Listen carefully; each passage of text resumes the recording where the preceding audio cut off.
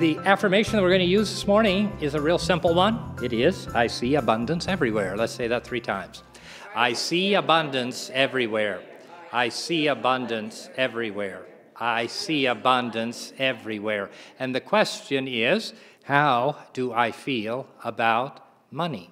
Now, a lot of people would say, why, as a spiritual organization, talking about money? Because they want to collect it, because they want to receive it. New Thought, in and of itself, operates under a variety of principles and laws. And the law of prosperity, the law of abundance, the laws of giving are fundamental to the universal truth that runs through all of our lives and through all of faith, and that is fundamental to the presence and power of God. Jesus himself said, I come that they may have life and have it abundantly.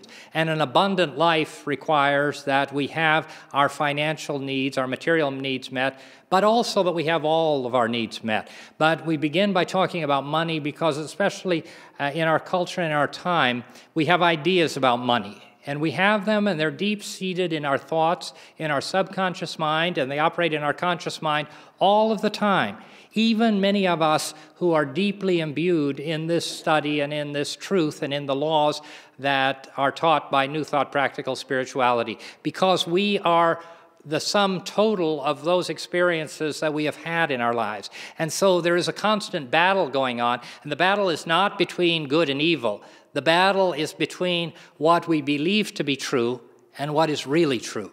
So you and I, every one of us, was a child at one time. How many of you were not a child at one time? How many of you were never born? No, we were all born, we're all little children. And we were all raised by someone. Some of us by our parents, some of us by other people, relatives, or some of us by people who weren't relatives. We were all raised by someone. And as we were raised, we came to believe certain things about everything. Everything. Because as we came into this life, we came into it not with a clean slate, like people believe. We came into this life with a great deal of knowledge and awareness. And that knowledge and awareness begins to operate in our lives as we grow and move through the experiences of life. That's why we believe that life is the school of the soul. But as we come into this life experience, we begin to be trained, educated, formed by those around us. And most of them, almost all of them, had very good intentions, but they were formed by people just like themselves, and they continue to form their children, and you continue to form your children. So back to this exercise. Just close your eyes, if you will, for just a minute, and go back into your childhood, and you're safe and comfortable, and go back as far as you can and remember the first conversation that you heard or that you were a party to that had to do with money. Just think about it, just for a moment. It may take a while to go back, but the first one, maybe it's not the first, but it's the first that you can remember as a little child. What were they talking about? What did they say? What was the substance of that conversation? Okay, now open your eyes. This is an exercise that we use a lot in counseling and help for non-spiritual issues. But what it tells us is that all of us have all of this stuff that come from the past. And I don't know what you thought or what you remembered, but some of you probably remembered somebody talking about, well, I remember when I was little, people used to say that money didn't grow on trees. And what do you suppose that tells a child? Money doesn't grow on trees. Tells us it's kind of rare. It's kind of rare. Well, another one that people would say is, well, we can't afford that. We can't afford that. What does that tell a child? What does that tell you in your conscious mind? What does that seed in there? What does it begin to believe?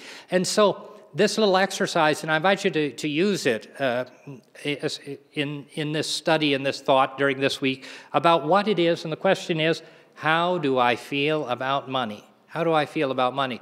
You know, money is neutral. It's not good or bad, but it is a powerful, powerful thing. Money is like fire and water. It's like fire and water in that when you look at water, we can jump in a swimming pool and enjoy the water in the summertime to cool down, or we can have a refreshing drink. Or what does water become if the flood comes through your community and washes your house away? Fire is another thing that is wonderful in one way and terrible in another. Fire lets us cook our food and heat ourselves, but a fire can burn down a house or a building. These things that are so powerful in different ways are choices that we make, and we use them, and we use them wisely. How is it that you feel about the affirmation that we used? What's the affirmation?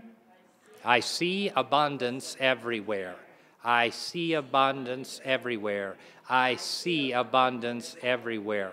The point of these questions is to understand what's inside you and inside me. Because once we begin to understand what's inside ourselves, then we can say, is that aligned with truth? And if it's not aligned with truth, then it is untruth. It is a lie. Because when we live a lie, it's hard work. It really is. And so to live a lie about money is something that many of us have done for a very long time. We've done it because well-intentioned people have taught us certain things about money. That is, that it doesn't come easily, that there's only so much of it, that some people have it and some people don't, that there's something that we can do in order to get it, and the people that have got it in certain ways. And we begin to think about how it is we think and how it is our minds operate and whether or not what we're thinking is true.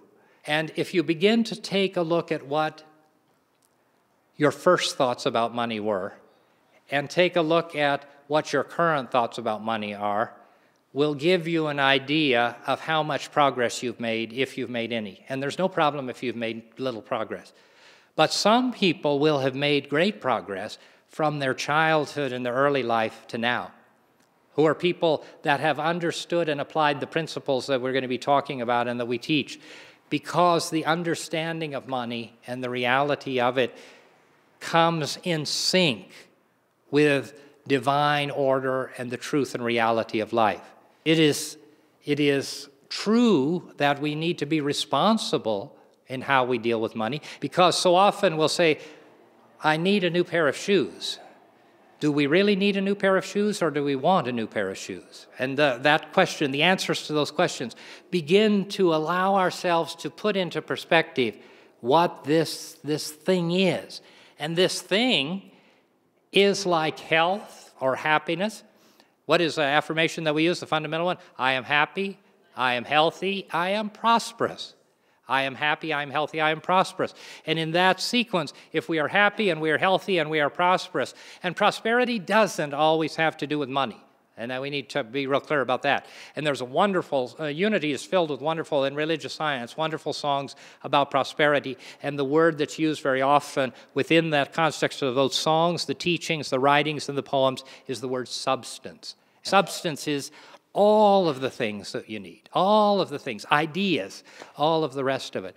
And so whether we are using our money based upon what we need or what we want, whether we're using our money based upon ideas and thoughts that we have, how much guilt we have, how many of you like to feel guilty?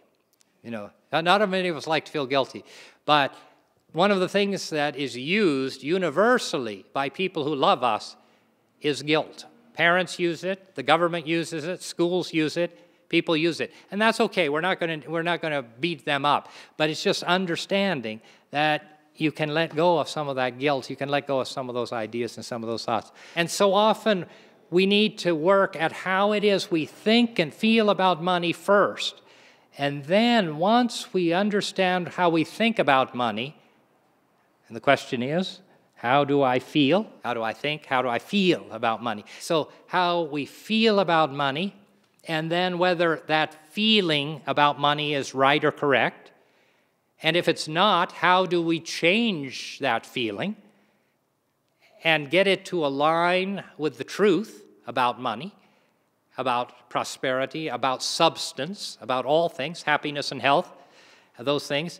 And then after we do that, then we move into the magnificent realm of demonstration. Because, remember, it doesn't do us any good to understand what's wrong with our thinking and correct it if we don't do something about it. Because if we don't put it in action, It doesn't matter that we have corrected our error. The good news is that we are happy, we are healthy, we are prosperous. The good news is that the presence and power of God will bring you all of the happiness, all of the health, and all the prosperity that you need. The good news is that there's enough of everything for everybody. The good news is that there's plenty of happiness, there's plenty of health, there's plenty of resources and substance for everybody. And the process is for us to understand how the principle and the dynamic of the law operates. And when we understand how the law operates, we allow the law to operate, and we become aware of the things that we do in our lives to stop or short-circuit the operation of the law. And I can tell you that 99.9% of us, in that little exercise of remembering our past and our childhood, will have negative memories about money. And so now all we want to do is to say, that's what happened. Now I know how I feel, I know how I think. Is what I think and the way that I feel about money or happiness or health or my relationship with God or my relationship with other people, is it in sync with the truth?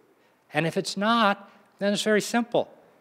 We simply resolve that issue and begin to get our thinking, our feeling, our emotion, and our actions and our demonstration in sync with the truth. And when we do, what does Scripture say? You will know the truth, and the truth will set you free. It's very simple. It's there. It's fundamental. And it doesn't belong in dogma or creed.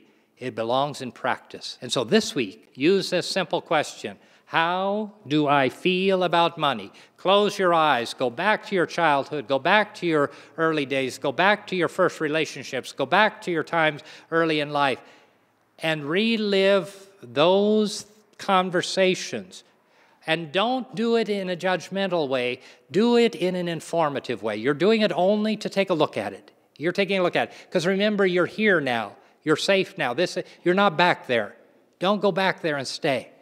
See, but go back in your thoughts, in your reflections, and look at what it was that people were telling you and you were hearing about money and about finances.